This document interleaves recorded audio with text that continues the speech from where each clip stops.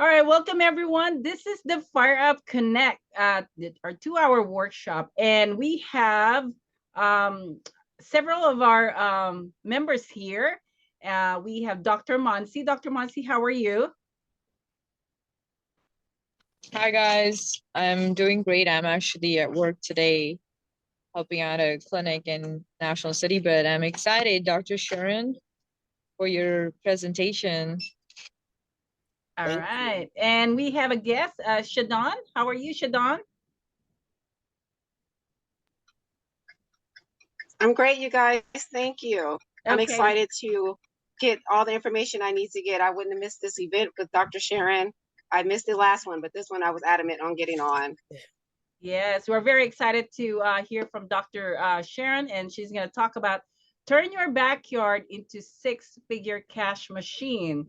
So let's go ahead and welcome Dr. Sharon. Dr. Sharon, how are you doing? I'm doing fantastic. It's such an honor to be asked to do this webinar and to be here with Marie and others. And thanks for everybody stopping by. All right, awesome. So let's go ahead and we'll go ahead and pass the mic on you, and you can start the presentation. Let me go ahead and pin you here. Now, Okay, let there me you get, go. yeah, let me set it up. Let me see. I'm not using the right view, I don't think. You got to go to slideshow from beginning. Click that from beginning. From beginning, okay. Yes. Oh, okay. I think what it's doing. Okay. Okay. I think I got it here. Okay, can you see my screen? You're not seeing, let me see. Here. I need to share this one. Okay, so now you're seeing the presentation screen? I can't hear you, Marie. Yes, that's perfect. Okay. All right.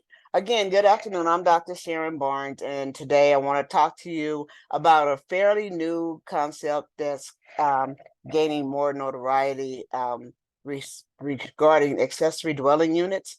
And I really think that it is a great way to leverage the property you already own and control, change the wealth dynamic for your family, build up retirement, and we just really have to open up our minds to the opportunity that's for us so we can take advantage of it.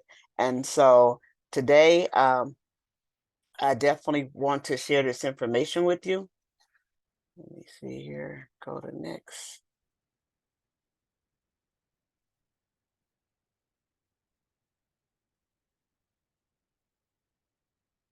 Okay, technical difficulties here. Let me see, why is it not moving?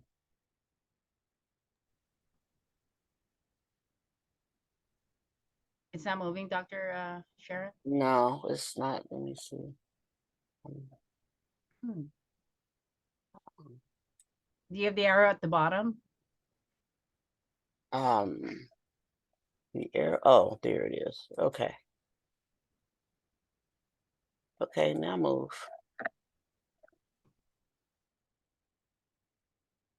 All right. Oh, there, and then it went too far. Okay, so with this, just to say that this presentation is not giving legal advice, tax advice, or formal real estate advice. It's just for information. At the end, if you're excited and interested in moving forward, I am here to help you and reach out to me so we can do a one-on-one. But this is just information. I just want to give you a little bit of information on how the accessory dwelling unit market, especially here in California, is helping people change the wealth dynamic of their family.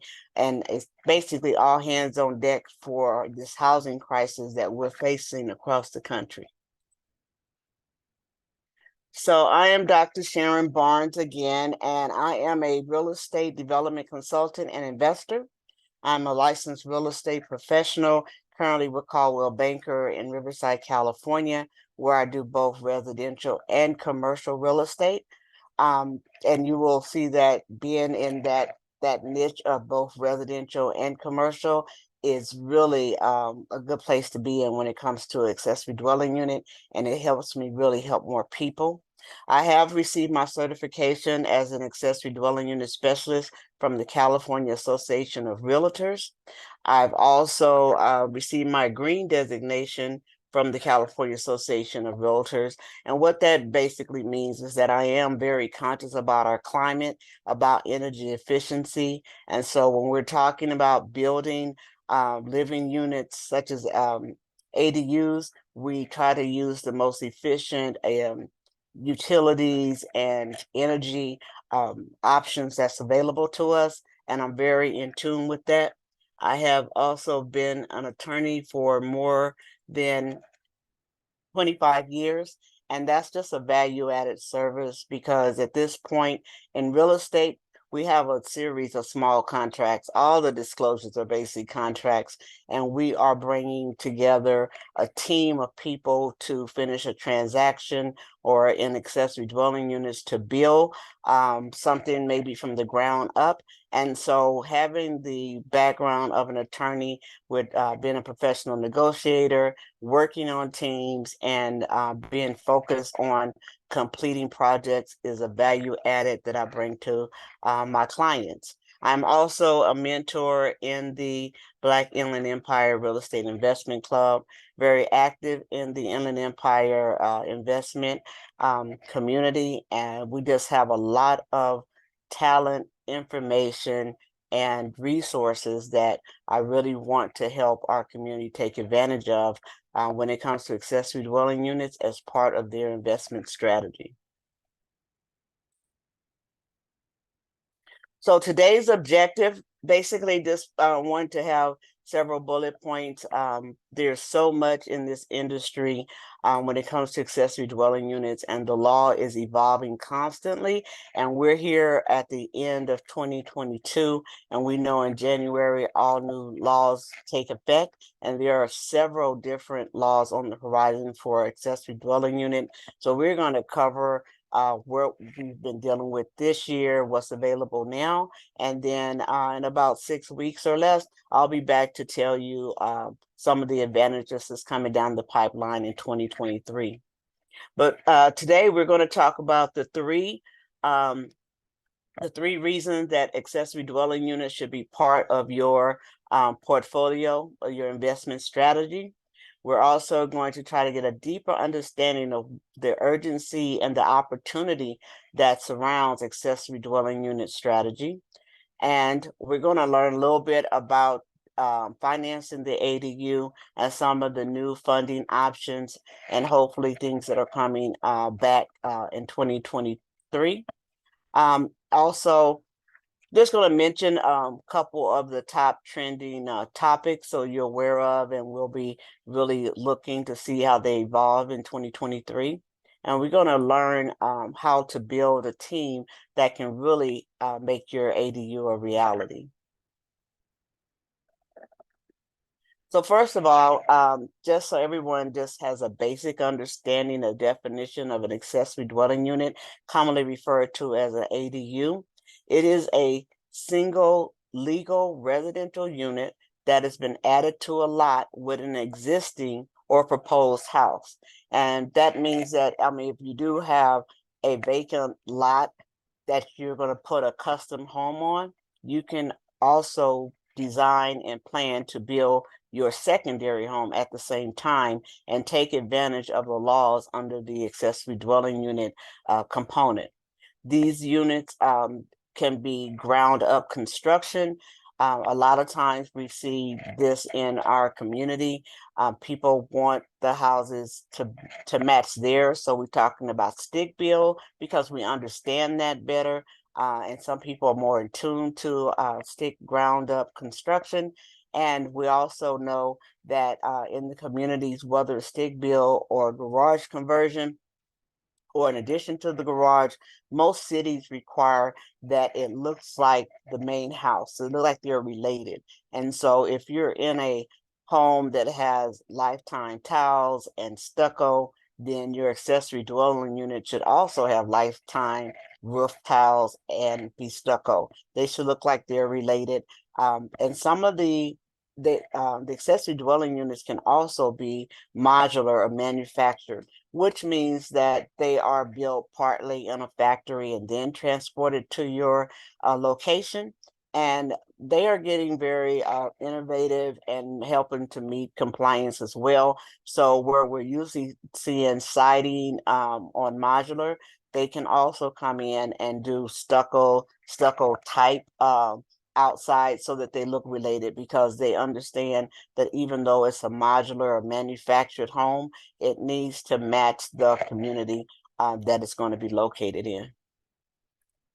So basically the 4 types of accessory dwelling units, as I mentioned, you got ground up, this spot in your backyard. If we can meet some setbacks, we can build it there. We can convert a garage, whether it's a single car, all the way up to 3 and 4 car garages. We can add an additional living space on top of the garage. Sometimes they're making them like a studio or 1 bedroom over the garage. And you can do that. You can go up to 2 stories with accessory dwelling units. And it can also be the modular or manufactured. So there's a lot of options with accessory dwelling units. So with that in mind, the 3 reasons why it should be part of your investment strategy is to right now, it's really easy compared to the competition, especially from investors to get multifamily. Most of the ADUs are being built by homeowners, and that's the property that you already own and control. And so you're basically making your own multi-family. You're basically taking a single family home and making it into a duplex. If it's owner occupied, you actually can turn it into a triplex, because you're allowed to have 1 unit that's 500 square feet or less, which they refer to generally as a junior ADU. And that's easily, you can see that in a garage conversion. And so you can convert your garage into single living unit, either studio, or we can even get 1 bedrooms. I'll show you some formats later, floor plans, where you can see how efficient you can actually make a 1 bedroom in a small footprint. But you can convert the garage, and then also, if your lot is big enough and we can meet the 4 feet setbacks from your property line, you can do a detached ADU as well. So in essence, you end up from 1 structure on your current property to 3, and legally permitted, you can rent those out. So you have created a triplex, which is multifamily, still residential, because residential goes up to 4 units. So you don't have to get into the stringent review and requirement for commercial loan. You can do this with residential loans. A lot of people are using different financing that we're familiar with. We'll talk about that a little bit later.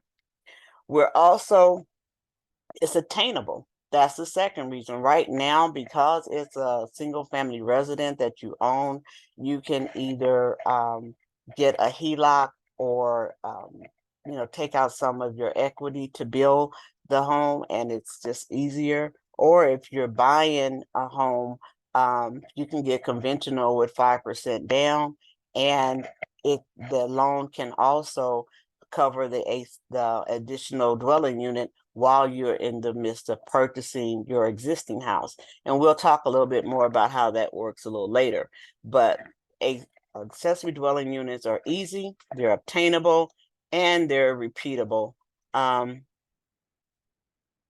repeatable because we have a lot. I've talked to hundreds of homeowners in the area, and I would venture to say in my contacts that about 65% of owners that are building accessory dwelling units are building them for family members, either parents that are aging and they want to be close. I think after our shutdown with COVID and some of the experiences people had with long-term care facilities, they're looking to put their loved ones in their backyard where they can kind of monitor and they can be close if anything happens. They're also building them for adult children who are not going to college, not able to live at the dorm like we used to, or in California, just cannot afford to go buy a house straight from moving out from their parents' house. And so these parents are building the ADUs, putting family in there, and in most cases, charging them rent. And what I say to that, because some people say, oh, charging my mother rent.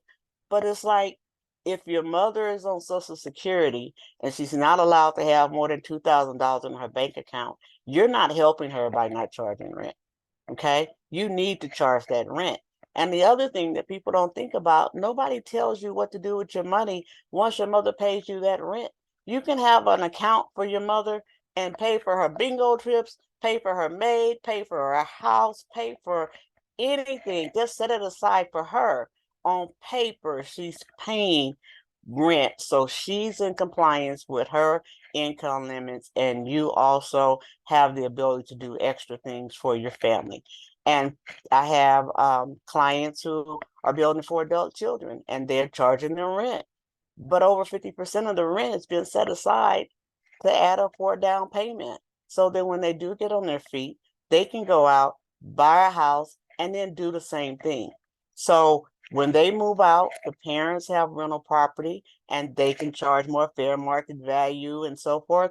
And then hopefully the child will understand the value of investing and go get another property, and we'll build an ADU and we'll continue to build generational wealth. So it is repeatable.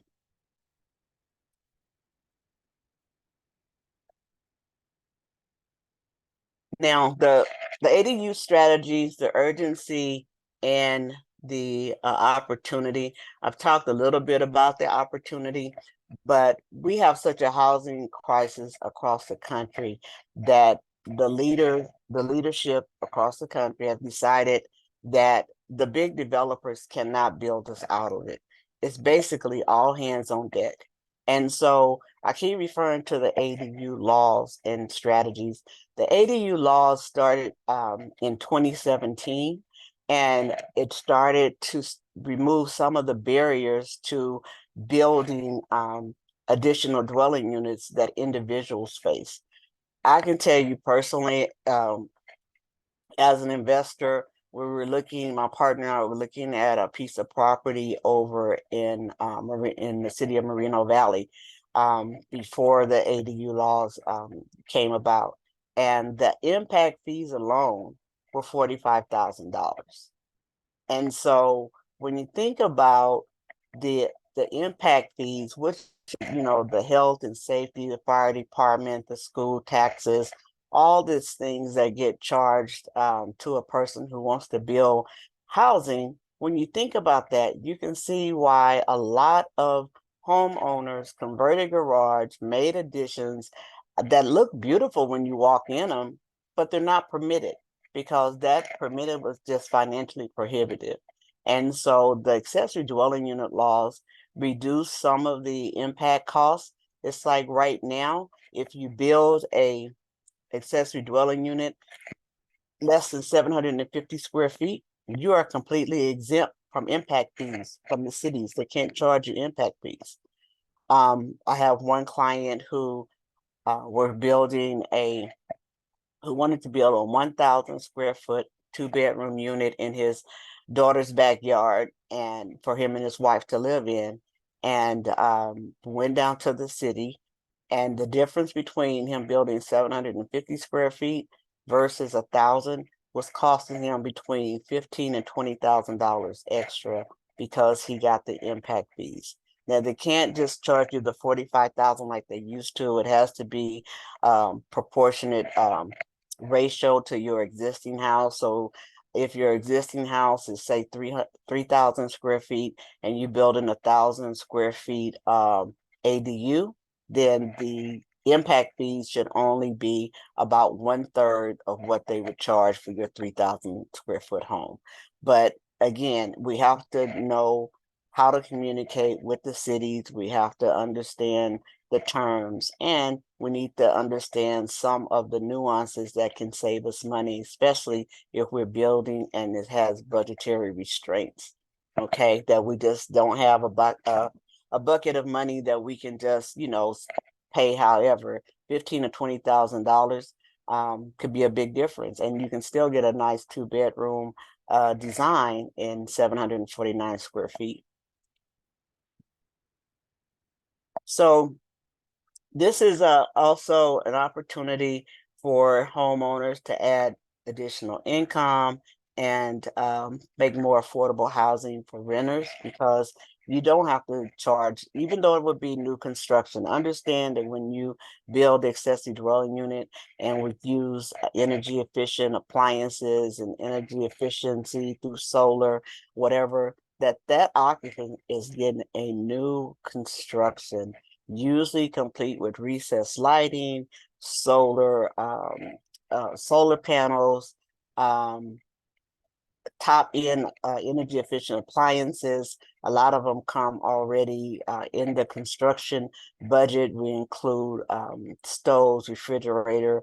So they have the new appliances and everything. And so, that's like buying a model home. So you could get top end premium rent, but as a homeowner, you don't have to. Again, if you're building for family, you of course adjust whatever you want to charge. If you're building for the community, you can make it affordable. Some people want it for students, some want it for veterans, some want it for seniors. Knowing who your target renter is and whether they're on a fixed income and how much they can afford, it really lets the homeowner really have a say in making more affordable housing and help the problem that we're having across the country.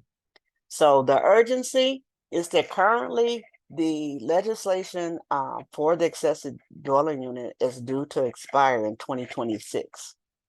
And so if they don't renew it, we don't think that we could build ourselves out of our low inventory and our housing needs by 2026. But right now, the law is due to expire in 2026. And it has recently, I think 2021, they extended it 1 year because it was originally due to expire in 2025. Now it's 26. So we need to take advantage of the opportunities while it's here, because if you take your single family home and make it a triplex by before 2026, it's going to be definitely beneficial to you, your retirement plan, and your family.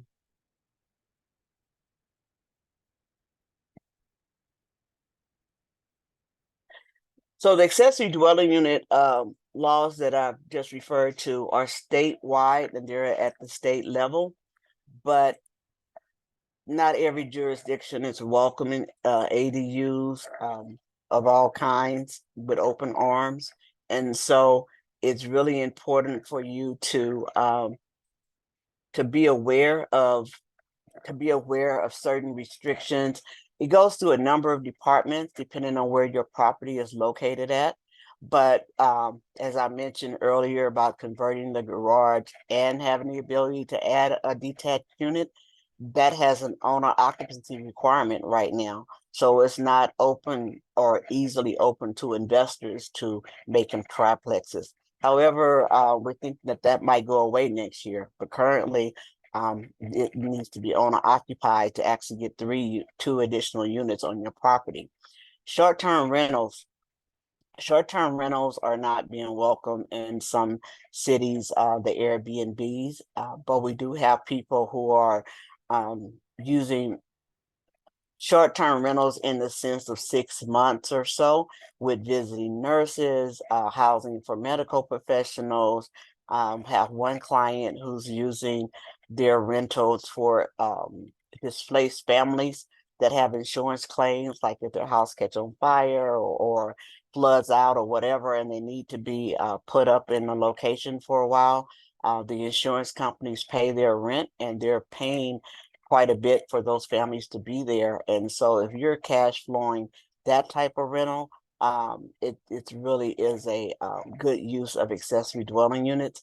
But be careful when you have homeowners association in certain small towns or towns where they have a lot of vacationers, some like Palm Springs and different things. You have to be careful and know whether or not, if you're buying a property for the intent of doing short-term rentals and building accessory dwelling units, just make sure that you can carry that option, that strategy out before going too far with it.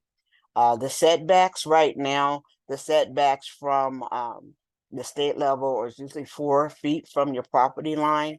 Some jurisdictions are requiring 5 feet. And then some of them have other restrictions when it comes to, say, areas where septic is at. We're kind of looking in that, as I said earlier, the law is evolving constantly.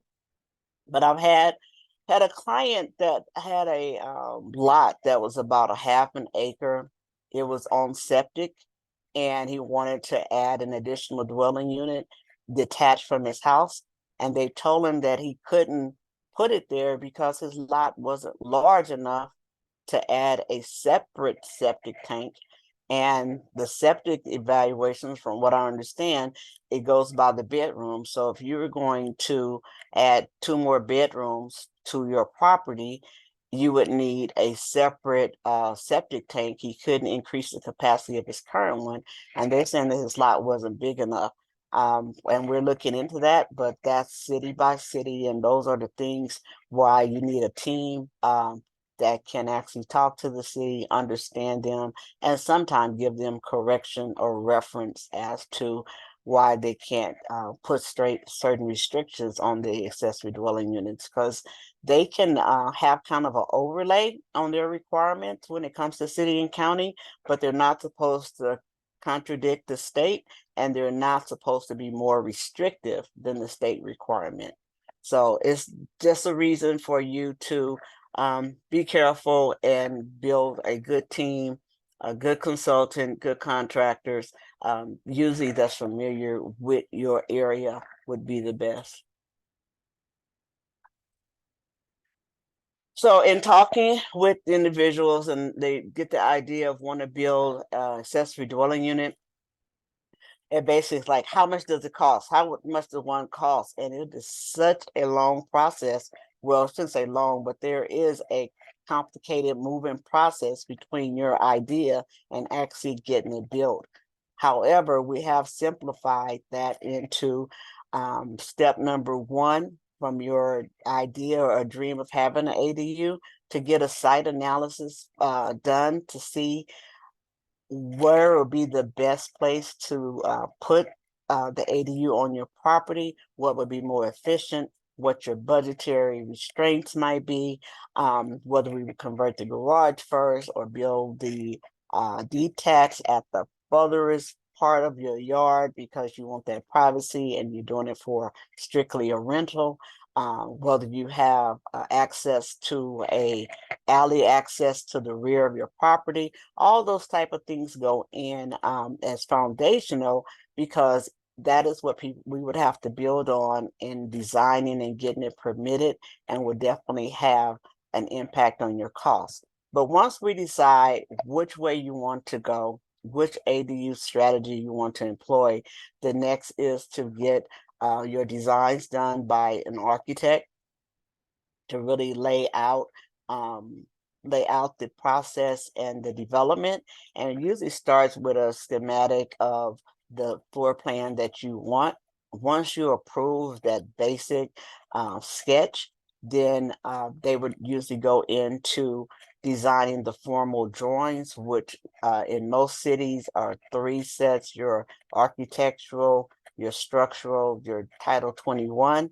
And in LA, there's a 4th one, which is the water recapture one. I forgot, I think they call it an LC set, but 3 to 4 sets of drawings that have to be prepared and submitted to the city.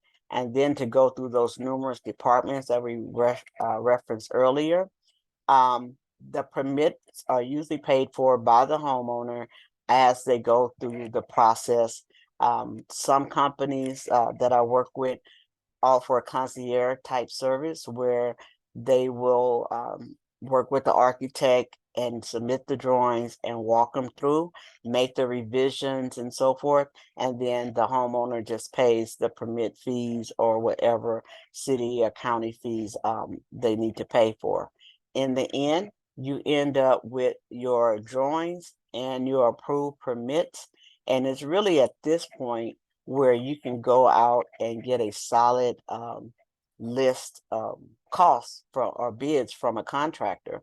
So because until you say, yay, verily, I've been approved to build this 1,000 square feet, 2 bedrooms, 2 bathroom ADU on my property. How much would you charge to build this for me? At that point, the contractor or the builder can look at those drawings and really give you an itemized list on materials and labor and give you pretty solid price. Now, with what we've been going through lately with our economy, we've had lumber prices go up, then come back down. We had, supply chain interference. Now I hear that we might be facing a railroad strike, which is going to impact all of us in some way, because we know everything that we touch, use, or need in our lives travel by truck and train. And so if the trains go down, so there are just things that's changing really rapidly in our interest rates, but there are things that's changing. So they always ask for like a reserve of funds. Usually that's about 20% that you would budget your ADU plus have like a 20% reserve for things that might happen. Always ask the contractor if reserve is built into his budget, and that's something that your lender, if you're not paying cash, would also want. So just be aware. But before you can really get down to how much something costs, you need to have the permits. However, we do give a general price range. We know what the average cost per square foot are in various areas, and how much it will cost to build the ADU. So on this example here, the results was like for a 1 bedroom, 1 bath, 500 square foot ADU, average cost about 125 to 135 right now. We always give a range when we are just kind of looking out at your property to make sure if you're not on a hill, if you're not in some type of ravine, it's just different things that come on. But if we have a nice flat average lot, we can just give you like a price range so we can at least target, because it's kind of a chicken in an egg situation. How do I get started and know how much money I need if I don't know how much it costs? But how can I tell you how much it costs if I don't know what we're building? So we do have some industry standards to give you just some estimates. And so the average property increase for this 500 square foot ADU would be about 150 to 200K on, because you're getting the property values going up as you add additional dwelling units to your property and increase the square footage on the property and so forth. And then with rental income, this is kind of low because I'm in the Inland Empire, and it's one, which is the combined counties of San Bernardino and Riverside counties. And they're starting to take off with the accessory dwelling units in the Inland Empire, but we're kind of the last ones to the party. People have been going crazy with accessory dwelling units in LA, in Orange County, in San Diego County, because the price points are higher for the rent. I mean, they are getting costing about the same to build, but the rental income is so much higher because they can charge a higher rent in Los Angeles County, Orange County, and San Diego. So in the Inland Empire, we do have a great need for affordable housing. We have senior population, we have limited income and so forth. So the rents are substantially lower than our surrounding counties. So this is just an estimate of like 32,000 in rental income in a year for that 500 square feet. There are there are opportunities in other counties that would be substantially higher.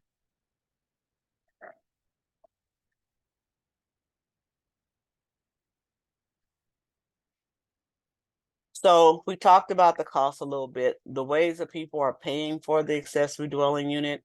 We have cash, retirement, saving accounts that people are coming in because in the long run, it helps them with their taxes right now. It helps them with the long-term cash flow. And it's a great investment because you already own and control the property, and so you're just leveraging it.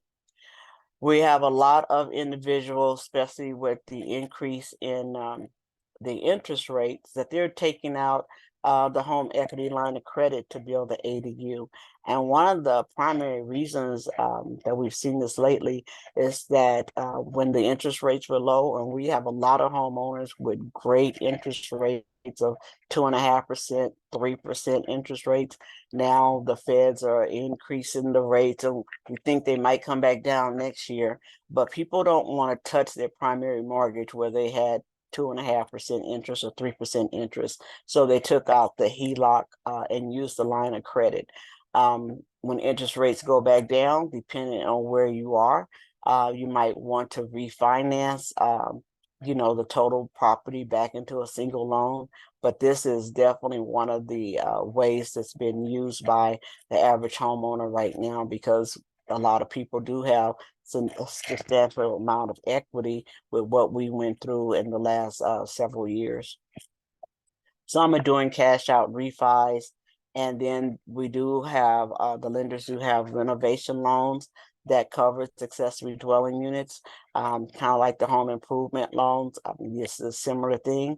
And we have construction loans. Some of those are at a higher interest rates, but it all depends on the individual's financial situation and what they have available to them as to which loan or financing vehicle would be best for them. And it's really good for you to talk with a lender who specializes or at least has a substantial experience with financing accessory dwelling units. Again, they're fairly new, but we do have a network of lenders who are very familiar with ADUs and can help you.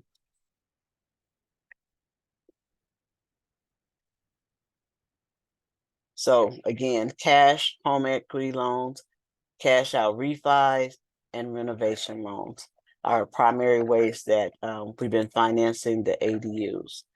Now, I was all excited about the Cal HAPA grant for accessory dwelling units, which have been out and been a buzz for the last couple of months.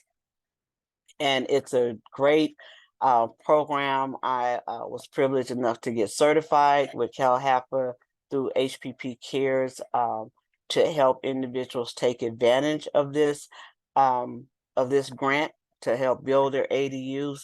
And what the grant did for the most part is that it was used to pay that soft cost or reimburse the soft cost.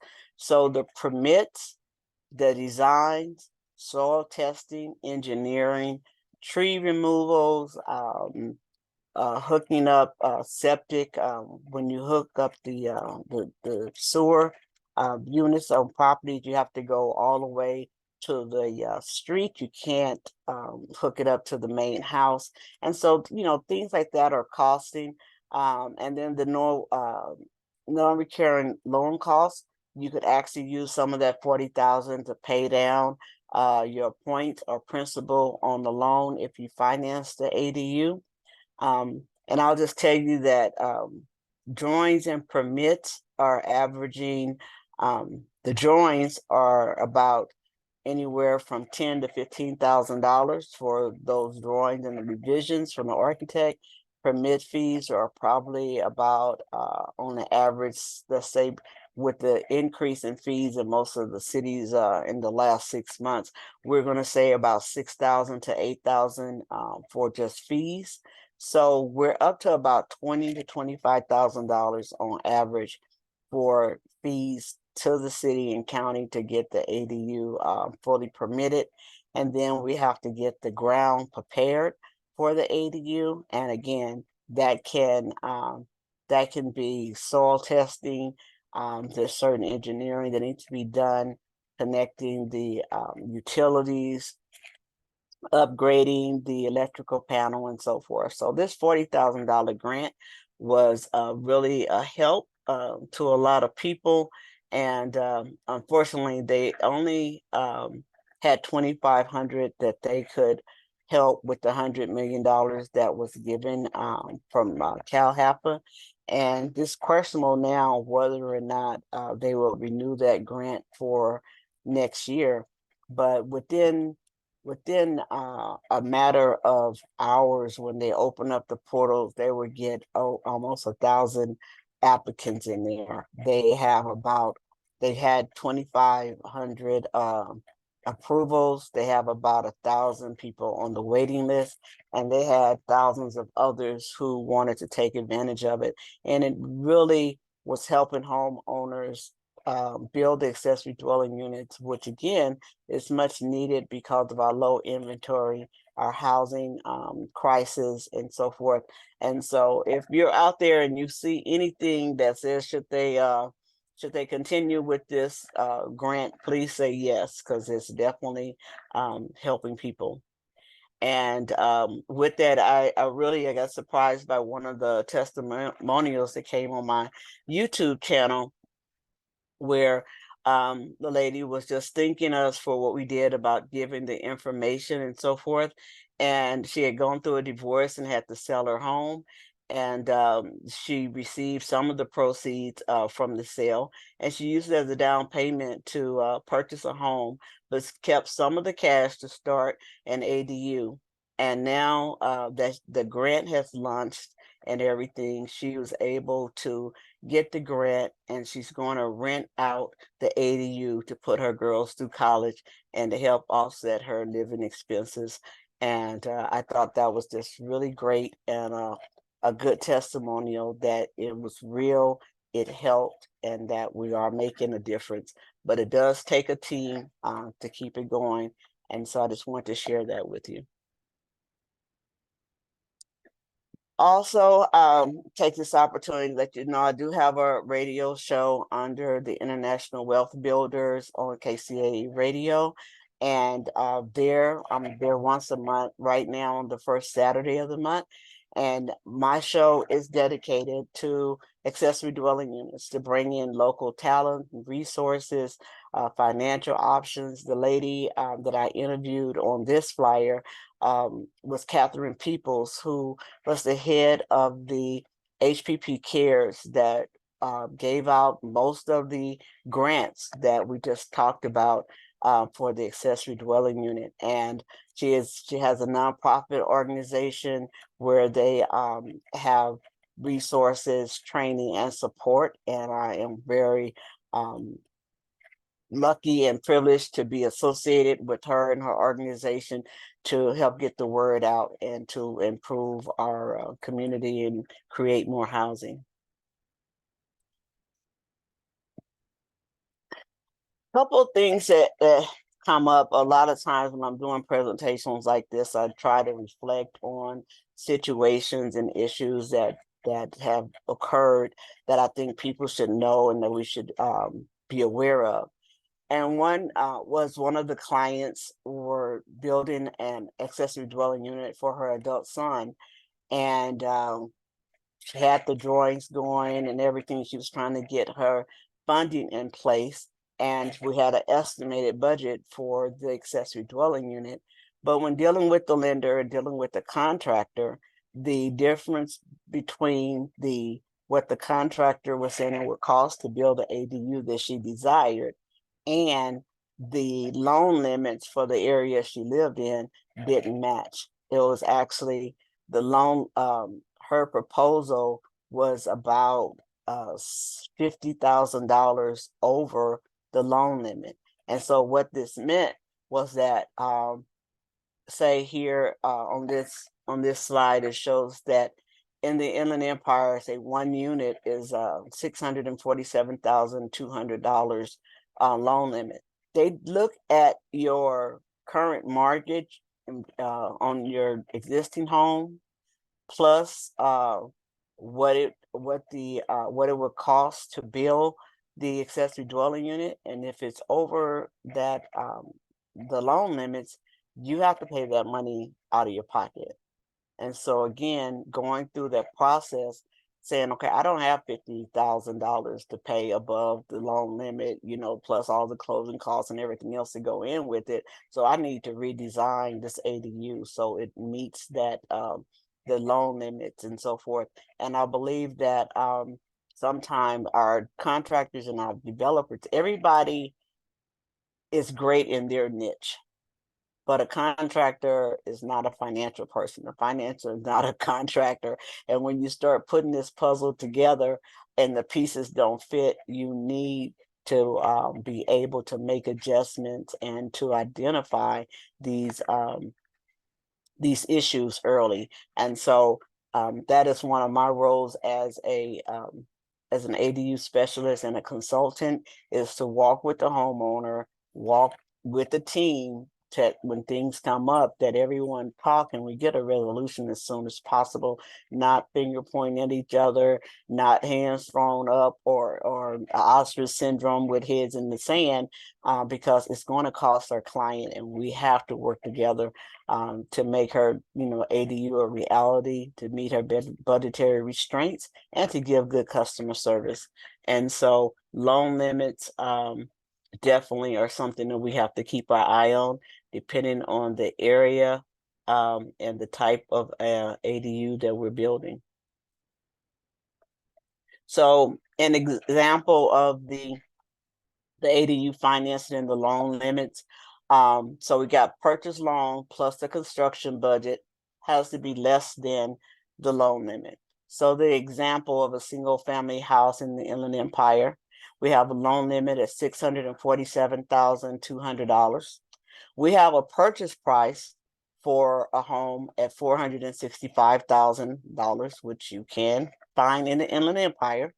We have 5% down, because I do like the 5% conventional loans that a lot of my loan brokers have, because it just makes it more accessible to buyers, and the fact that it's conventional gives you more leverage in negotiations. So we have 5% down, or that's $23,250. With a loan amount of $441,750. And this allows a construction budget of $205,450. So we have there to make sure that we have $441,750 for the loan, the mortgage that we have, plus $205,450 equals the loan limit. And so if we're building an accessory dwelling that, say with the cost now, if I wanted to build 1,000 square feet, it might cost closer to 300,000 or 250,000 right now. And if we're in the Inland Empire, we have to address how that cost is going to be paid, or do we make adjustments to our design? But we definitely have to keep it in mind. And again, the reason why Orange County, San Diego County, LA have been so busy is that their loan limits are higher. So they get more room to build more grander ADUs and have higher construction budgets than we do here in the Inland Empire, just by the fact of the loan limit restriction. So I like this. I ran across this. This was the actual listing that I found in our multiple listing service. I kind of just was drawn to it because it was actually located on Slough of Gold Court. I just like the name of that street. So it's like, okay, it's a nice flat lot. The list price was $415,000. We have the 5% down, which would be $20,750. The loan limit at $647,200, and the loan amount of $3,994.250. So it gives you the $252,950 available for construction. And so if you see this property here, you see this backyard, as I mentioned earlier, you have to be 4 feet from the property line, which you can still get a nice ADU back there, and maybe upgrade the patio area to more of a resort type style to be shared by the the main house and the accessory dwelling unit. And so this is just a nice little simple layout. And then what I did is that I do have the ability through software that I use to pull up any property in the state of California and put a floor plan on the back, because a picture's worth 1,000 words. And whether you're a do-it-yourselfer or you're trying to get clarification on exactly what you can do so you can have more intelligent conversations with the contractors, builders of cities, and so forth, I'm able to put in the floor plan here. And so this is a proposed 500 square feet, 1-bedroom ADU. Estimated cost at 137.5 to 150,000.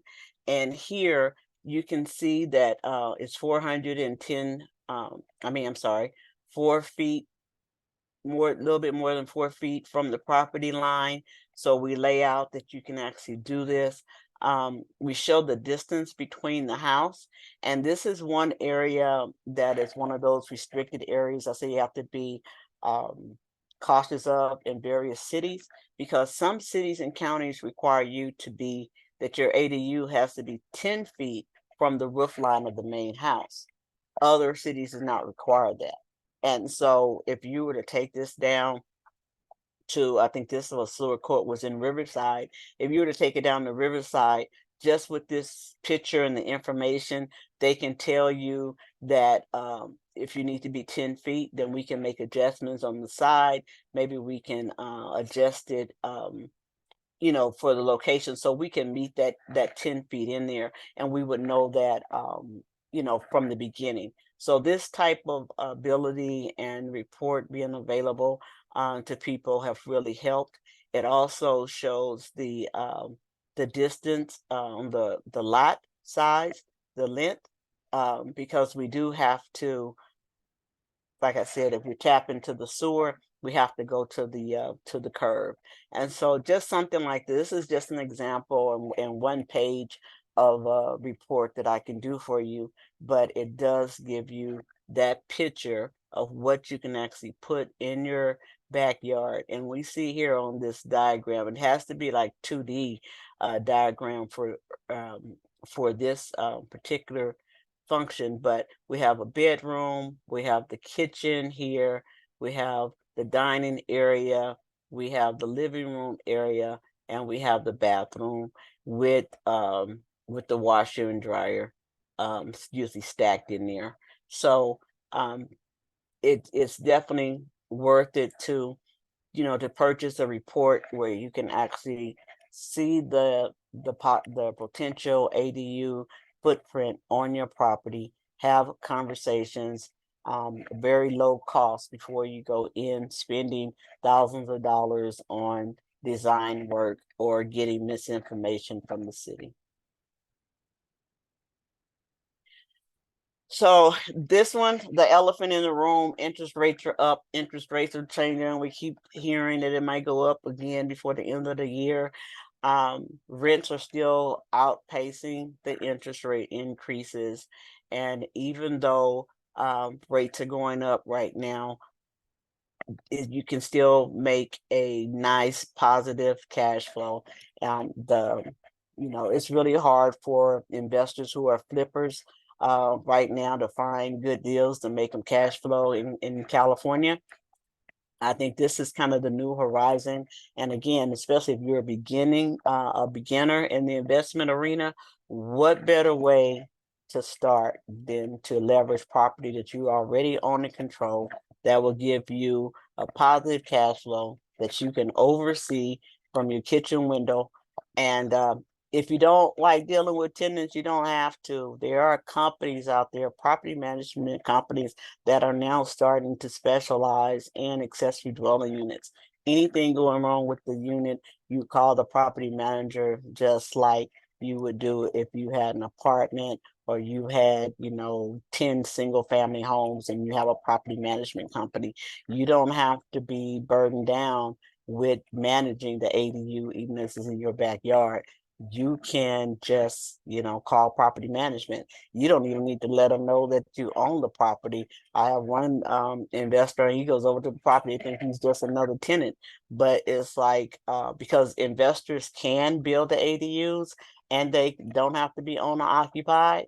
So people only know what you allow them to know, unless they can get to, some written record. But most of them, if you put it under your LLC, treat it like a business, which is necessary in order for you to truly build generational wealth. You need to have some structure. You can hire the help you need and just collect your checks.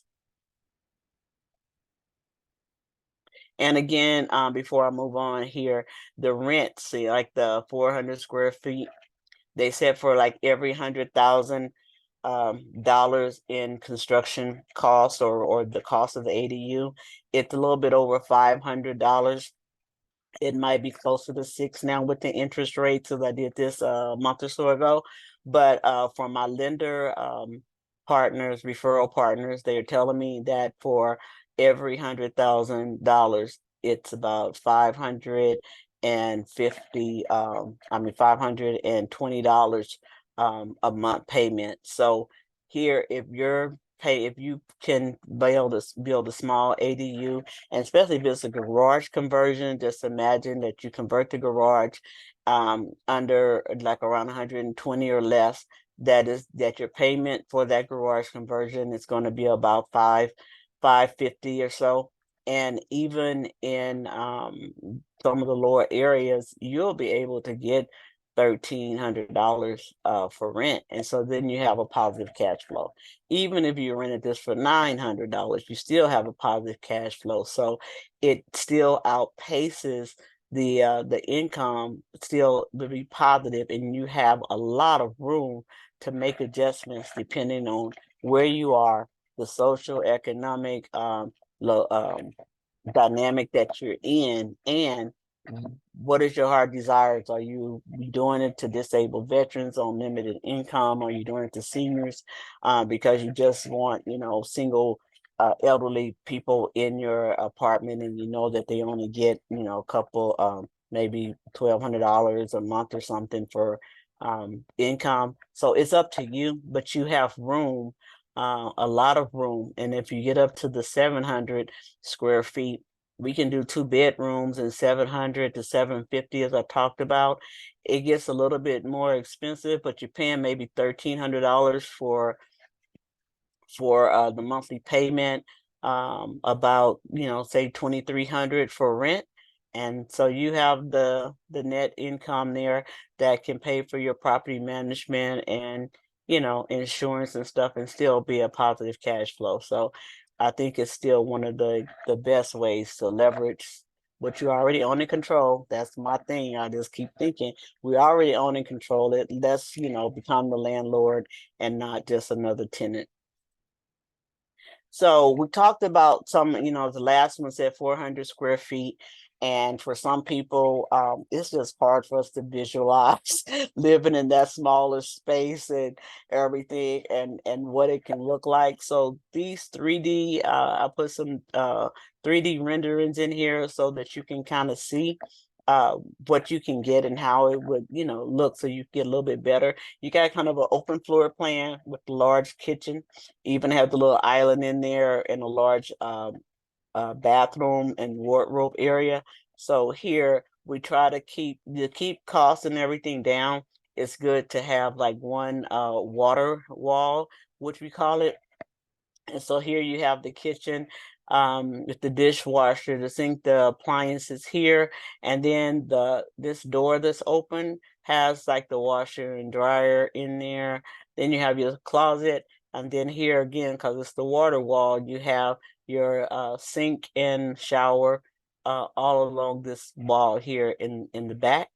And then you have your bed area. This is like more of a studio.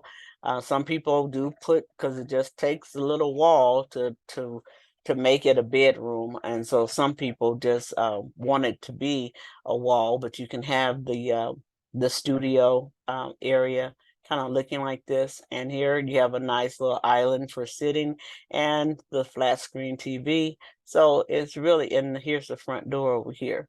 So, and they can do this design from as small as 250 to 400 square feet. And for some people, depending on who your tenants are, who your target market is for renters, it will work just fine. Because you have to understand too that we have a lot of and like I said, unfortunately, it's in women are outliving, you know, a lot of the men. We have a lot of women that still want their independence, still want their own place, want to be able to get in and out, but there's security issues. If you have a beautiful ADU in the backyard and you just come down the side and go to your place, but you know that someone is within hearing range if something happens, or there's people around you and people that can, you know, help look out for your well-being, they feel a lot safer, and you're not sharing any walls with anybody. You still have your privacy, but you have some security just because you're not out there completely by yourself. You're sharing this lot, and a lot of times people, you know, it is just a benefit. The next one here, this one is between, can be designed between 400 and 650. In here, they kind of went with an L-shaped kitchen, still with the dining room table here. You see the washer and dryer kind of shares in um, with the restroom, but it's a kind of large restroom. But they have the ability to put in closets or put it in another location if you like. Um, and here you have the shower. I don't know if this is a tub or just one of those long showers. And then you have the bedroom, and you can put the walk-in closet. Some people, some of the clients like, I don't need a walk-in closet anymore, especially people who are downsizing or older people, and they just want a regular closet, and that gives you more of the living space in here. So, the thing about doing this unit in a ground up construction is that you basically can customize it. It's like a custom home. So you can take out the wall, you can, I don't want the wash and dryer, although, you know, it all these little things help you get the highest rent.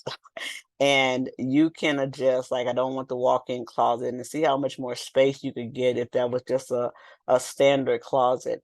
Some of them, instead of being able to fit a king size bed, if they can do a queen size and get one end table. But it's all up to you, especially if you do a ground up construction.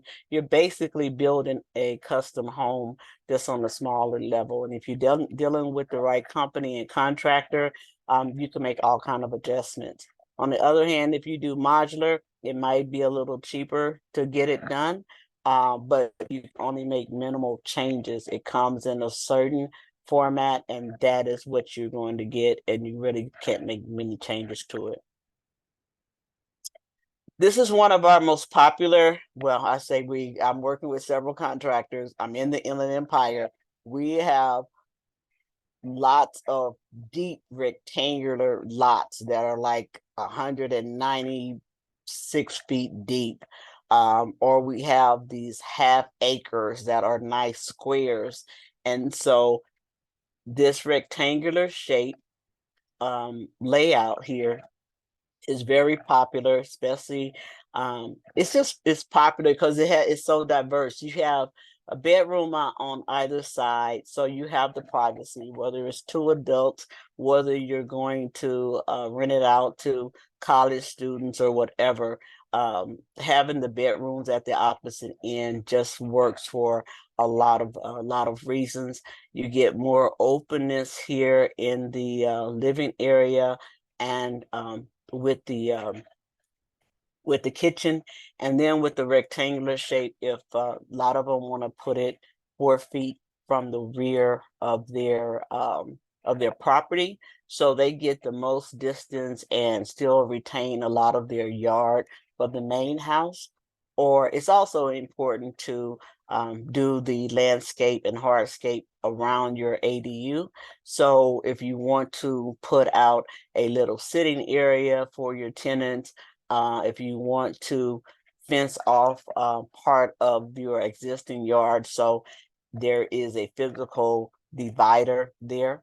And some people are making their backyard more like a resort, like an apartment oasis. They have the pool, they have the fire pits, they have different areas. They're going to have rules where you can, rent out. If you want to have a party, let the main house know and they won't come out. You can have, full access to the pool.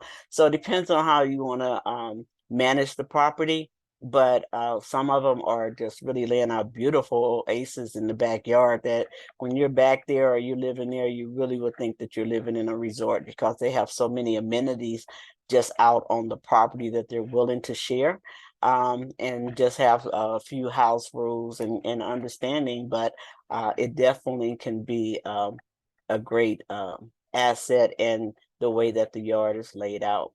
So, and here you have the front door. And again, we have some, a lot of them are doing the corner showers here to take up a little less room, and no tubs. So I have a lot of seniors that don't want tubs.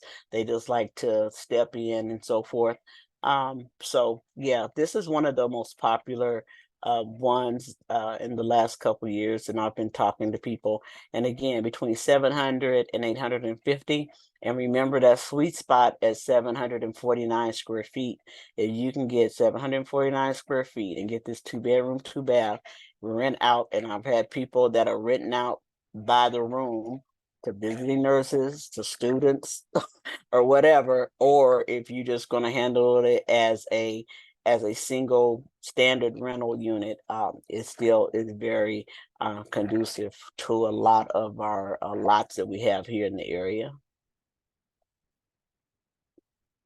Now, this one here, it doesn't have any sound, but this is just a sample of another sample of that of the program where I was talking that I could pull up the houses here and put a floor plan on it.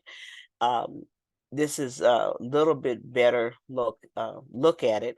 I can adjust the property lines to make sure that we're really covering the area you have. We're looking down at there. It's clearer than a lot of the Google Earth things. A little bit more definition in there.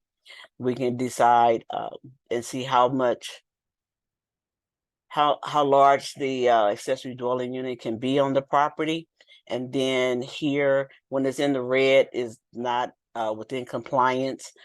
So we can make sure that we put it at a location that you want on what side of the yard. And then we could also flip it around so that you can have the entrance, say the entrance here is lining up with that access point on that side of the house. And that's why we would put it on this side, is that it's a clear shot from the street or the side of the house back to the front door. And then we can have this area over here to develop into a common area or fence off part of it, so that the main house, if they have kids, they still want to, to keep part of the yard. And so this, and then what happens is that really we develop a basic site plan with basic information and a close-up of the floor plan, so that you can again talk with the contractor, talk with the city, or use it as a foundational document to move your accessory dwelling unit forward. And I do consultations for this basically via Zoom.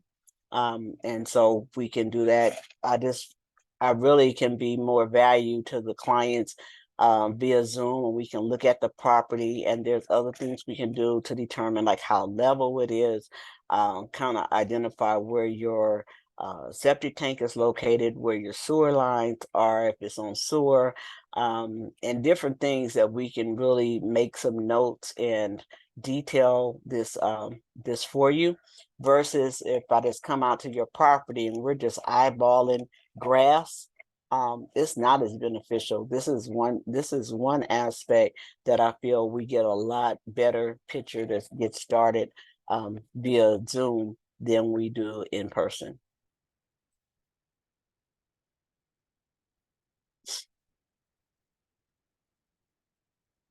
So I want to talk a little bit about SB 9. So in this year, they passed a bill known as SB 9 that allowed 2 detached ADUs on your property, and for you to split lots. And so a lot of a lot of jurisdictions are kind of slow in that, but this seems to be starting to take off, especially since this was the year where investors could actually start taking advantage of accessory dwelling units. Prior to 2021, I think it may have came in at 2021, but it just been in the last year or so that non-occupied owners could build an ADU. Up until, and I do believe it was 2022, up until this year, you had to be an owner-occupied property in order to build an accessory dwelling unit. For that $40,000 grant that I mentioned earlier, you also had to be an owner occupied to get the $40,000. So they're just open the door for investors to come in and actually build accessory dwelling units on their property.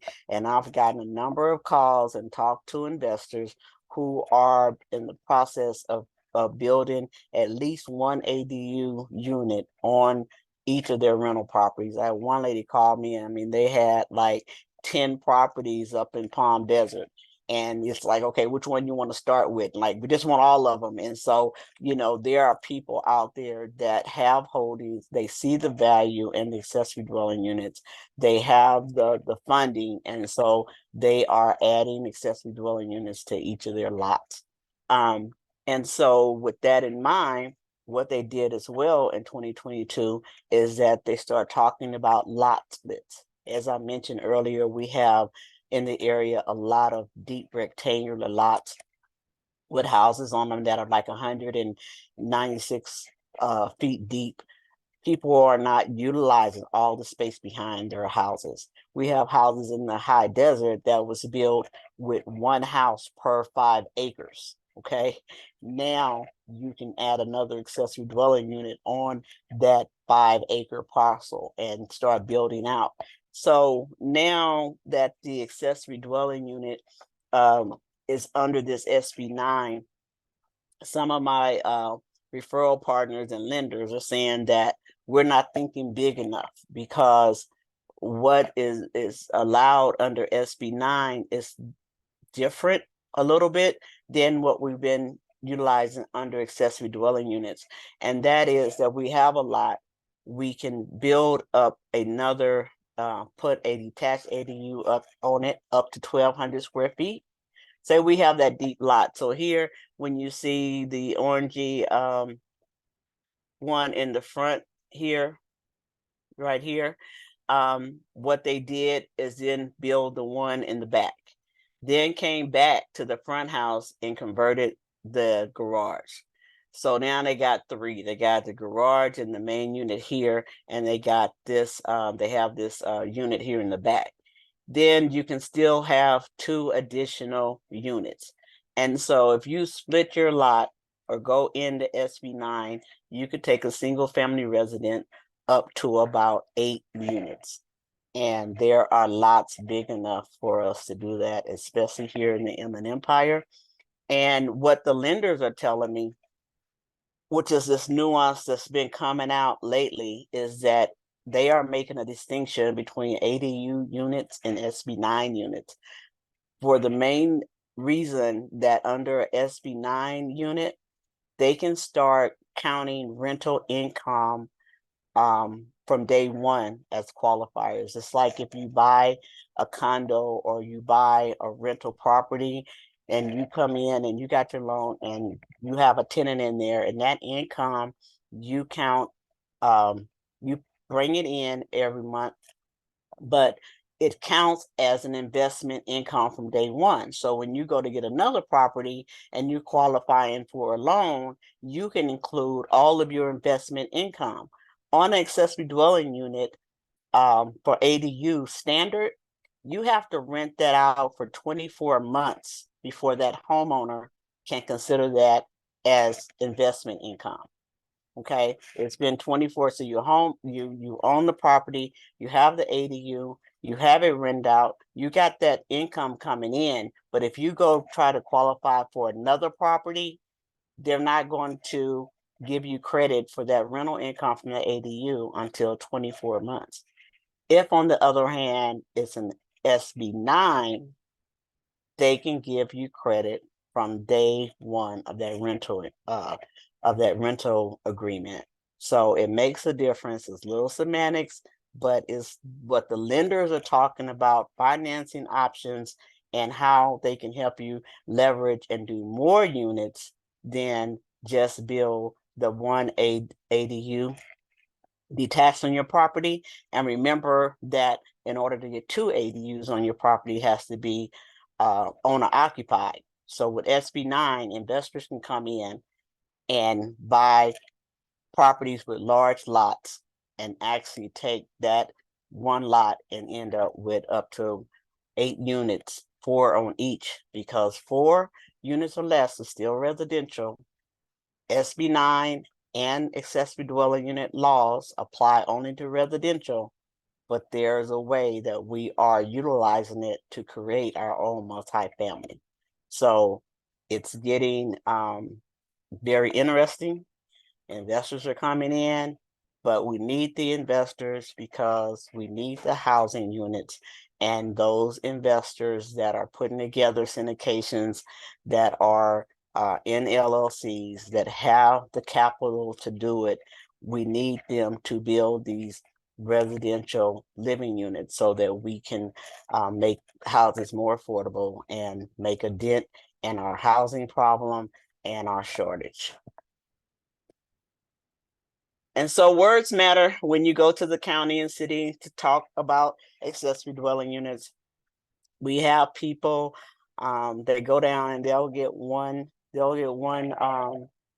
set of advice about what they can and can't do, and I'll go down and talk to them, use the right words, and get a whole different. So you have to understand that people are learning. Not everybody at the counter knows exactly what you're talking about unless you use the right words. If you say you want to build a custom living unit on your property, they're going to give you the information about building a custom home. This takes several years and a lot of money. And you're going to tell me that you can't afford the ADU, and that is not what they was talking about. You just had a miscommunication.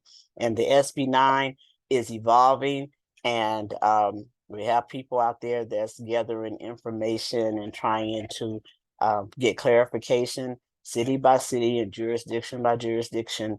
But it is definitely something to look at, and there are people who are specializing in that area that we network with, that we can definitely help put together a team. Because I'm getting a lot of calls where this is basically a small urban development. You know, it's like building tract homes, but it's just on a smaller scale. And so having that residential plus the commercial understanding with it is definitely the kind of team that you need to get together to do this. This slide here, I put in just to kind of talk about just some of the possibilities. Now, this was a client over in Riverside. I believe this is the area in Woodcrest. Has a beautiful home here, just him and his wife. But they want to build an accessory dwelling unit so the grandkids and family can come visit and everything. And they have this huge lot. So this gray area here was kind of a placeholder for the accessory dwelling unit. You'll see that it's kind of rectangular. They haven't decided exactly what floor plan they wanted, but they wanted I know they wanted the fold back, all glass doors facing the pool here, which is this blue area here, and to have like a deck running the whole length of the ADU with the, like I say, fold back in, so it give you that indoor outdoor feel to the pool to have it here. They were thinking about putting a garage at the side, or for storage of the toys and the pool equipment and whatever else they might have out there. Definitely was going to have to put solar on there, and the Tesla batteries for the solar. And so, but we got these huge lots out here, and this is what he wanted to do for his family. And their own septic, and the septic is way down here. The land isn't even. There's this little drainage here, is kind of hill, and so all this kind of stuff comes into play with cost. The utility hookup is out here at the curve here. So I mean, there's 170 feet that we know we would have to trench and everything just to put in here. So this could be fairly expensive, but this is what he wants. And though you can make, your heart desire, you're making it up for your family, and you have the budget to sustain it. It's not a problem. But this thick white line that you see going along here is a proposed lot split where he wanted to put in, at the time that he put in for the drawings for his ADU that him and his family were going to enjoy, to let them know that, hey, this other part of my lot over here, I want to subdivide it because I plan to build 2 more ADUs on it. And if he put one ADU in this area and one over here, then he can go back once they're built, and he can put another ADU on both sides. So he can end up with 4 units comfortably over here. And they already have the driveway access that needs just to be maybe extended just a little bit by where these trees are. But this is the kind of development or planning that you have to do from day one if you're going to go in and build out multiple units and create income and generational wealth, because the family's not going to be using it. People are going to be paying to live there. And if he builds them a pool too, and different things, like you say, you can have like a basic little oasis over here on this side, and it really hasn't interfered with his home and all this beautiful yard space that he has, and the walkway over to the pool house over here. So there's just all kind of possibilities. And so, we think about the ADUs, we can do them like on that slew of gold court, a small, simple, flat yard, or we can go up to the luxury. And again, as I was telling him, because he was thinking about maybe a modular or something, but you have to make sure that this ADU matches or looks like it's related to this house. So if you have this beautiful mansion over here, you don't want it to look like a tiki hut back here. You have to make it match, and to get the approval from the city, they're going to require. So his, you can't really see it from here, but his stucco, the roof, the coloring, everything, this ADU and the ones that he builds back here eventually will all have to look like they're related to the main house.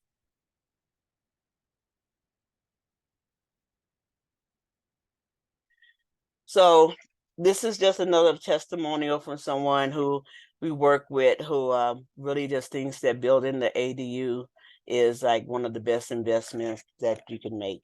So, and hopefully you've seen the opportunities, and if you're excited about what accessory dwelling unit can mean to you and your family, or how it can propel your investment and be part of your investment strategy, then I'm with ADU Advantage. I am here to help you with the right team, the resources to answer your questions, and to walk through with you every step of the way if that's what you needed. Awesome. Wow, Dr. Sharon, thank you so much. That was amazing. Oh, you're welcome. Thank you. Okay, well, let's open up for questions. Anyone who would like to have a question for Dr. Sharon, please. I actually have plenty of questions, but I'm gonna have to dissect all my notes and get back to you. But there is a client that has been literally calling me so many so much throughout the day asking, do I have any information on the ADU? So, and I knew I wanted to reach out to you, and this just happened to just pop across my Facebook page. But Yeah. I do want to talk to you about that. And dissect my questions first. I just want to line up my questions, if that's okay. Maybe call you later. Yeah, not a problem. And Okay. that number that's showing there, the 909-708-5263, is one of the numbers you can call me on, or feel free to text me, and we can schedule something. But yeah, I'll be more than happy. And I did do a workshop for realtors. I'm planning to do another one at IVAR early next year, to really talk Perfect. to people in the real estate arena about how to service your clients when they're calling saying this is what they're looking for and different things. And we do have to be aware, because I had some realtors call me and their clients are looking for properties where they can build an ADU, and they had really no idea what that really meant. And of course, we all want our commissions and stuff. It's so hard in this real estate industry, but you have to be careful, because if people are telling you that they're looking for property for a specific purpose, they're relying on your expertise. And once they close escrow and they go down to the city to see if they can build it, and if they're told no, there can be some liability on your part. So yeah, I want to be that was the first thing I did explain to him, that you have to make sure that you can get permits to do it. Right. Like if your property is even available to even do that type of structure, in that area. So I advise you to go to the city planning first. But it's not like your person already owns their property, right? We're in escrow. Oh, you're in escrow. Oh, okay. Yeah. And then you need to document those conversations. Okay. People have different memories. Okay. Yeah, I know, right? And so it's like, I'm just sending you an email to remind you that it is your responsibility to check, and the city, whatever. But cover yourself. And then again, I am here to help and can do that. Thank you so much. Okay. Thank you. We have Michelle Estelle. She has a question. Go ahead, Michelle. I do not. I don't have a question. I was trying to do a good job thing, and thank you. I did it in the wrong place. Hey, I'd rather hear it from your mouth anyway. Thank you so much. I appreciate it. Yeah. Okay, you did have a comment earlier, Michelle, about interest rate. Would you like to kind of share that with everybody? Oh, I was just making comments as she was talking. So she said she has lenders who are well versed in this product, and I said we are also here at Guild, have a renovation department and ADU, and do the Cal HFA. And then I said below it that they may be running out of money or out of funds, because I think they've used up all the grants, which then I think she touched on as well. Yeah, they did. They have used them all up for this year, and I guess it's a question of whether or not we'll get them next year, but hopefully we can. Yeah, and then I had also just said that you can use that money as well as the soft cost, but also to buy down the rate on the renovation loan. So I was just kind of saying things as she went, but good job. It was very much informative. Thank you so much, Michelle, and appreciate it. And I will reach out to you and put you in my database so we can do some business together. Okay, perfect. Right. Any other questions? We have actually we ended up getting Martha here. We have Brian, George. You guys have any question for Dr. Sharon? I have lots of questions, but none of them about ADUs. I know that's the conversation that we haven't had yet. Yes. Okay. All right. And I do have a question, Dr. Sharon. So if, let's say there is a vacant land, and what I heard is you said that you have to be, it has to be owner occupied in order to put an ADU. So if you have a vacant land, it's being donated to a nonprofit, what would be the best way to handle that? I mean, do you think that I should just have a single homes put into those slots, or is it, I mean, I'm not trying to understand in regards to ADU versus just doing a single family homes. Well, first of all, if it's true vacant lot with no structure on there, then the ADU laws in SB 9 does not apply. Okay. It doesn't apply to vacant lots. However, if you submit to build a single family on that lot, you can apply to build an accessory dwelling unit at the same time. So when you finish, you have 2 units, and the second unit, being the accessory dwelling unit, won't cost you as much with the impact fees and with construction and city fees as it would if you build a secondary custom home on another lot. I see. All And right. it does not have to be owner occupied. Investors can do it now. Okay. The only thing that the investors cannot do at today is to convert a garage, say less than 500 square feet, and build a detached ADU on the property. If you owner occupied, you can get up to 2 ADUs on the property. If it's investor, they can only put 1 at this time. Now, I can see a lot of opportunities after seeing your presentation. I wanted to go ahead and kind of open up some questions or feedback from the people that are here. We have Thomas Chappelle also. Hi, Thomas. How are you doing? Are you there? Thomas, you weren't paying attention to me. You just multitasking and handling me with one hand. All right. And Martha, are you here? I am. I have Okay. COVID, guys, so I can barely Sorry. function Oh, today. okay. Thanks, Any Rick. comment, Martha, from what you've seen from Dr. Sharon? I can tell why she's a doctor. Very knowledgeable. I was like, whoa. So if I ever want to sell apartments or rent them, you're my go-to. Thank Okay. you. All right. And Shannon, Shadon, right? Yes. Hi. Okay, so I know that you learned a lot from Dr. Sharon. What did you think about the meeting so far? I think it's great. Very informational. Like I said, I missed the last one, and I was adamant on getting to this one. But yeah, my knowledge base is like enhanced for sure. Okay. Well, Thank you. Shadon, this is what we call Fire Up Connect business networking group. So this is we get to do a once a month 2-hour workshop for our members, and we Mhm. meet every first and third Tuesdays of the month, an hour meeting where we all collaborate and create all kinds of opportunities, and we get to learn each other's business. So if you are interested in joining our group, let me know.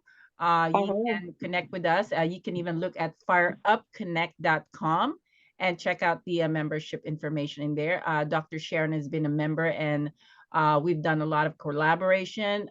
She's also now has her own radio show, and she's collaborated with other members of the group, and so there's a lot of opportunities that we create in this group. So if you're interested, Shadon, in learning more about it, let me know. Okay. I will. Thank you. Yeah, you're welcome. Thomas, I wanted to hear if you're still here. He might not be available. Oh, there you go. Thomas, how Of are you? course I'm here. Of course I'm all right. How you guys doing? Good. What did Now you you think know about I the don't turn down an opportunity. presentation? Well, I love it. I mean, Sharon and I go way back, but I love to take the opportunity to get on the mic because I love talking. That's just my niche. No, she always does a nice presentation. She's been at my real estate group, and she spoke several times at the Black Inland Empire Real Estate Investment Club, or the BIEREIC club. Um, she's been on my radio show. Matter of fact, she's a spinoff of my radio show. So I'm very happy to support her in everything that she does, as well as her and I are going to be getting together, talking more about ADUs, because that's my niche. I'm doing more prefab than stick builts when it comes to ADUs. So Are you that's not? my Are you niche, gonna be building able to show community. your face to us? Hold on, because I'm like I'm driving, and Oh, you you know I don't want are. Okay. Okay. Well, I'm you also driving, get to so meet Thomas. He is also one of our Real Men of Real Estate hosts. And I believe you just had your show yesterday, right, Thomas? yeah. I did have my show yesterday. So those who look at it, I want to apologize in advance because it's not as easy when you're doing it by yourself when you got somebody where you can interact with, So, um, but I did have a good time doing the show. I always have a good time doing the show and whatnot. So please continue to support all that we do. Continue to support Marie and all that she does. Um, Marie is a very a visionary, and she has a lot of inspiration things that she likes doing, and she wants to bring a lot of people together. And all we do is want to support for all the things that she does and all the things that she allow us to utilize on her platform.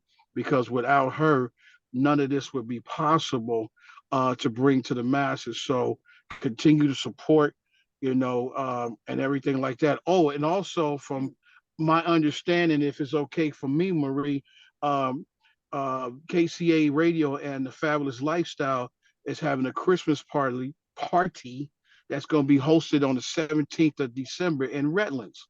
So Yes. for those who can make it, please attend. It's $35 and food's going to be provided and music and things like that. And we don't know what else Marie might have set up for us. She might do a fashion show, and like on my favorite soap opera, General Hospital. I don't know if anybody knows about Lucy Coe, where she always have these changing debacles and whatnot. But we know Marie loves fashion, so we don't know what Marie gonna end up doing. I love you, Thomas. Thank you so much for the support. There's a lot of amazing things that I'm planning next year. We'll definitely gonna fashion show is one of the things that I would love to do. But there is a big event that we're working on for the Fire Up Live event and also for the International Wealth Builders Association, which is Dr. Sharon is one of our hosts for the radio show. And actually, look at who's coming in. We have Ken Powell who's trying to connect right now, and he's late last minute. He's still showing up. How are you, Ken? Just turn on your mic if you wanted to talk, and you can say hi to everybody. And we just had Ken, are you there?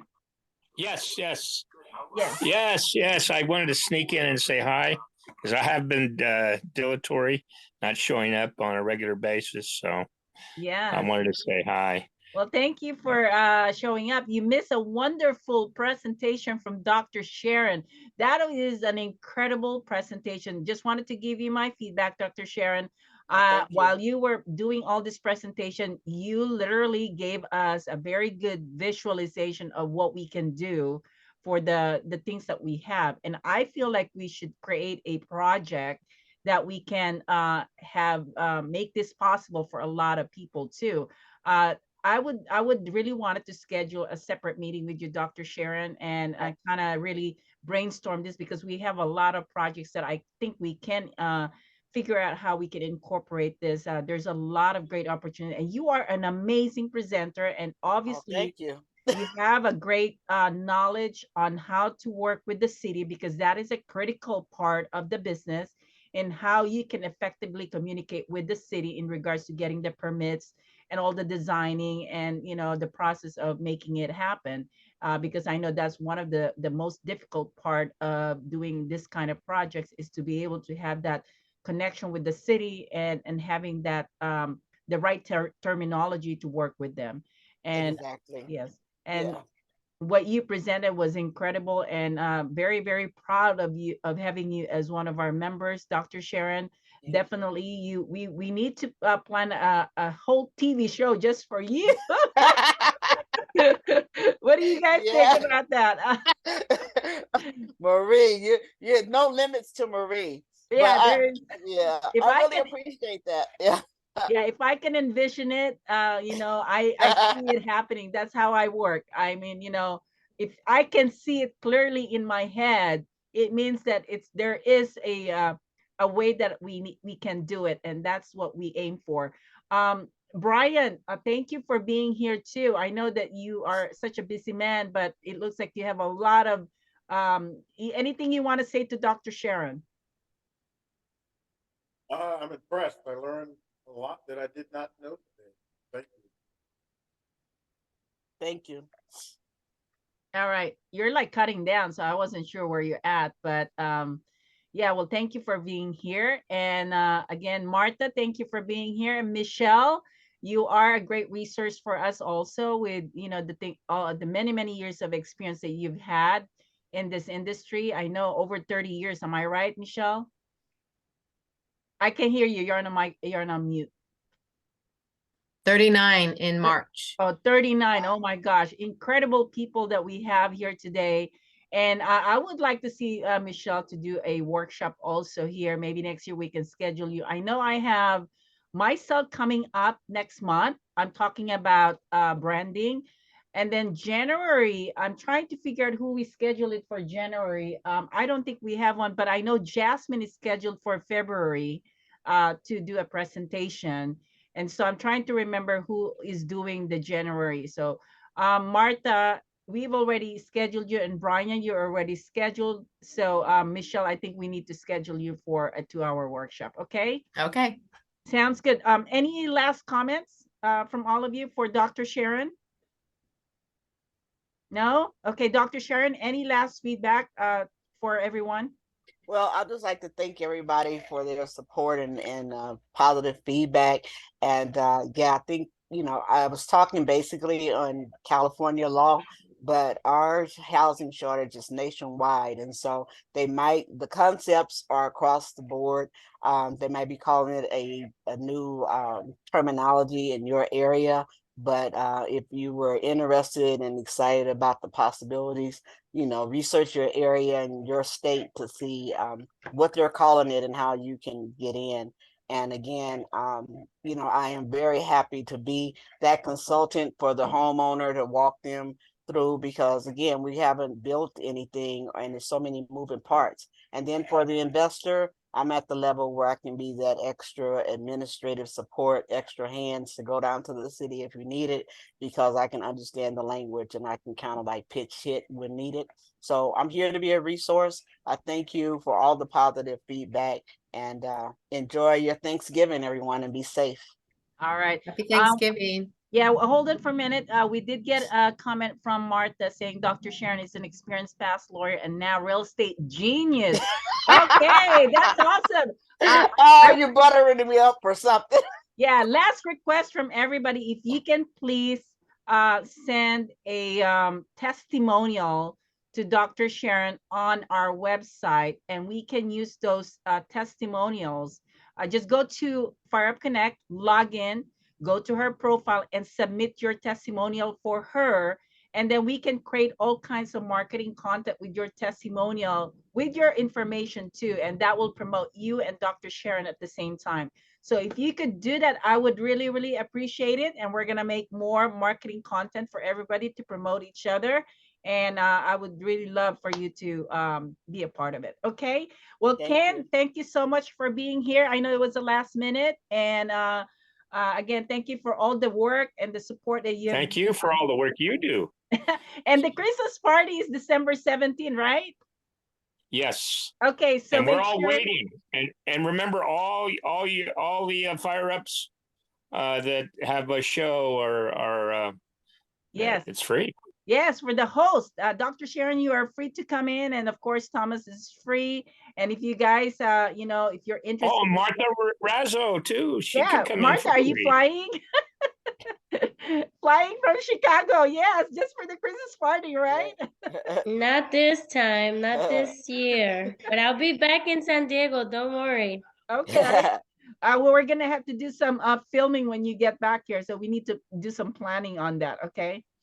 All right, so I think that's about it. And again, Shadon, thank you so much for visiting us. Feel free to put your information on chat so everybody can connect also. And so if you have any questions, just connect with each other, okay? Let me type my information here. And again, everybody, if you wanted to put your information, it's a great opportunity to network. Put your phone number and email address so Shadon can also connect with you too. And if anyone is in Chicago or knows anybody that's in Chicago, I'm doing my book launch called Business Divas. And actually, Dr. Sharon is one of the authors, and Marie wrote the prologue. So this is a big deal. So our launch Yes. is December 13th.